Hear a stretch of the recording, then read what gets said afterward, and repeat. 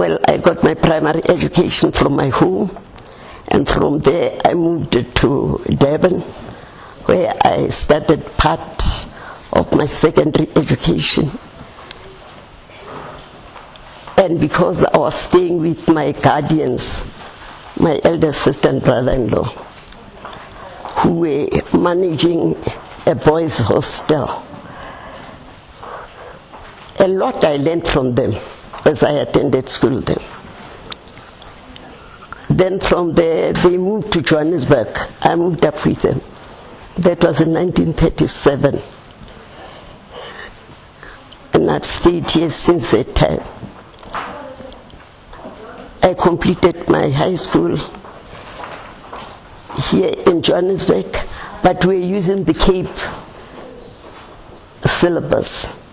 So the JC that I wrote was a Cape Junior certificate. And that time then, nursing was entered with a JC certificate at the time. Then you could improve yourself later. Then I went for nursing. That part I seldom want to tell it all, because I started my nursing career at a restricted age. I was 17 years and 11 months, and admission was 21 years. But as I say, because of my background, I was able to cope with many things that were expected of me. Did my general training at the Joburg General Hospital, and we became the first group to register under the South African Nursing Council, whereas in the past, nurses were being trained under the Medical Council. So in 1944-45, when we completed, we were the first group to be registered under the South African Nursing Council. After General, I did my beauty at Bridgman Memorial Hospital and went back to the hospital as a student, as staff nurse.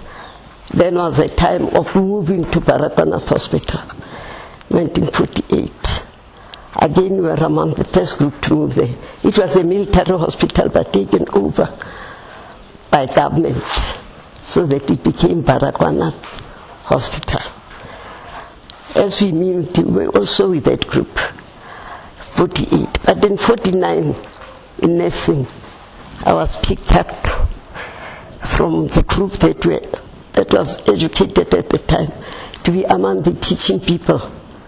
At that time, teaching was done by white nurses only. Student nurses who were about to complete were shunted over to us to help us in teaching. There were no black tutors. So the principal tutor and the matron of the time called me to go and assist with teaching. Not knowing what it was, I refused to begin with. Then I told them to hold on, I'll come and tell them later. Getting home, I related to my husband.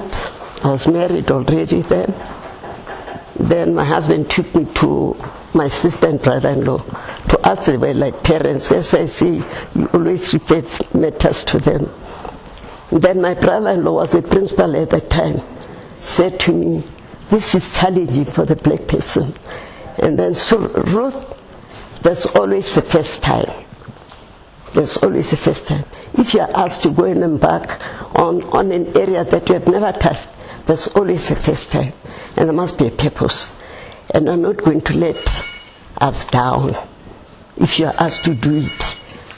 There must be something that motivated them. Well, what motivated them is that in my general nursing, I got distinctions in practical. I was good at doing things. So I went there. But I thought I was called there because it was only white tutors to go and help them with making tea. They said, no, not that. You are going to teach, you are going to take a class and teach. Well, we always say theory. What I read first and what I must do. Theory and practice. So I started doing that from that time. My teaching then basically started as a teaching sister in 1949. And at Parakanot Hospital then, I happened to be the first black teaching sister. But I was paving a way for those coming after. As I say, when they said, there must be a start somewhere. There's always a beginning.